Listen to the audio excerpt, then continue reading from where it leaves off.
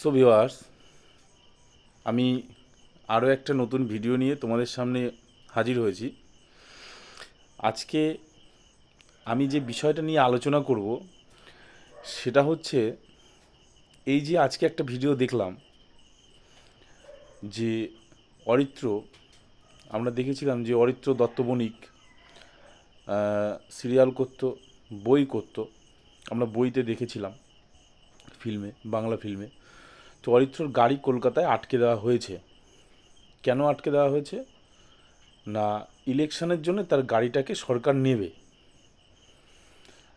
আমার প্রশ্ন হচ্ছে যে আমরা বিভিন্ন জায়গায় দেখেছি এবং তার প্রমাণও আছি, অনেকেই প্রত্যক্ষ প্রমাণ আছে আমার মনে হয়। ভোটে তৃণমূলের কথা বলছি, আমি বিশেষ করে তৃণমূলের কথা বলছি, যে ভোটে দাঁড়ানোর পরে যাদেরকে নির্বাচন করা হয়, নির্বাচিত করা হয় ভোটে, এবং ভোটের মাধ্যমে তাদের নির্বাচন করা হয়, তারা এমএলএ হচ্ছে, এমপি হচ্ছে,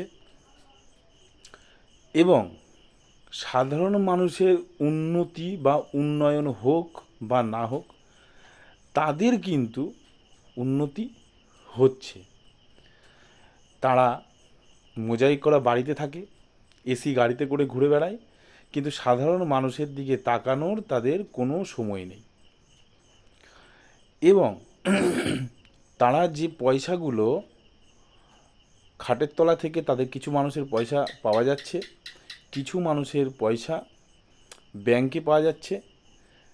তো এই যে এরা এতগুলো করে পয়সা রোজগার করছে, এতগুলো করে গাড়ি কিনছে, সেই গাড়ি কেন সরকারকে ভোটের সময় দিচ্ছে না? এবং আমার আরও একটা প্রশ্ন মাননীয় মুখ্যমন্ত্রীর কাছে, যে এত এত টাকা তছরূপ করা হয়েছে, কেন গাড়ি কেনা গেল না? কেন সাধারণ মানুষের গাড়ি নিয়ে টানা হ্যাচড়া করছে? অরিত্রর মতন একটা ছেলের গাড়ি কেন সরকার টানবে ভোটের জন্য? ব্যক্তিগত প্রপার্টিতে কেন হাত দেবে? আজকে কলকাতা পুলিশ যেভাবে অরিত্রর গাড়ি নিয়ে খোঁচা মেরেছে, যেভাবে বলেছিল যে অরিত্রর উপরে হয়তো কেস ফাইল করতে পারতো, তারা ডুপ্লিসিটি করে, 2 নম্বরি করে কেস ফাইল করতে পারতো, একটা মিথ্যে মামলা দিতে পারতো, আমি জানি না দিয়েছে কিনা।